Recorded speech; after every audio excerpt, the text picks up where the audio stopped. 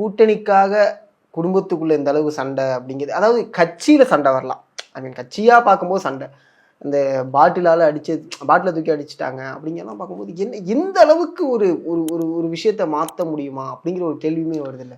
எனக்கு என்னமோ அது குடும்பத்துக்குள்ள ஒரு டாக் போயிட்டு இருக்கும்போது நடந்த விஷயமா தான் தோணுது. புரியுது. அவர் பாட்டில தூக்கி அடிச்சாரா இல்ல என்ன ஏதாவது சாப்பிட்டு அந்த பொருளை தட்டி விட்டாரா, நமக்கு அதெல்லாம் தெரியாது. ஒரு ஆவேசத்தோட வெளிப்பாடு ஏதோ பண்ணி சாப்பிட்டு சாப்பாடை தட்டி விடுவாங்க இல்லையா, அந்த மாதிரி கூட ஒரு விஷயமா கூட இருக்கலாம். அவரை சரக்கு அடிச்சிருந்த பாட்டில தூக்கி போடாரா, நம்ம குடும்பத்தோட உட்காந்து சரக்கு அடிச்சிருந்த அதை தூக்கி போடாரான்னு கூட நம்ம எப்படி புரிஞ்சுக்கிறோம்னு இருக்கு. சாப்பிடும்போது சாப்பாடு வேணாம்னு சொல்லி தட்டி விடு, அந்த மாதிரி ஒரு பேசிக்கா கூட அதை புரிஞ்சுக்கலாம். இல்ல எக்ஸ்ட்ரீமா போயிட்டு சரக்கு அடிச்சிட்டு இருக்கும்போது அந்த பாட்டில தூக்கி அம்மா மாடி சரக்கு அடிச்சுட்டு அந்த பாட்டில தூக்கி அம்மா மேல போட்டதாகவும் புரிஞ்சுக்கலாம். ஆனா அது நம்ம எடுத்துக்கிறோம், அதை நம்ம ஒதுக்கி வைப்போம்.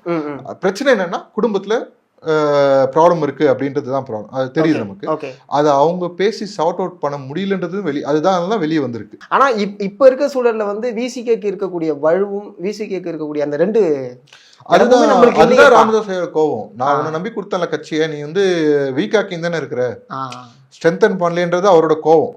ஓகேங்களா, அவருக்கு அந்த எண்ணம் இருக்கிறது தப்பு கிடையாது. அவருக்கு எல்லா தார்மீக உரிமையும் அவருக்கு இருக்கு.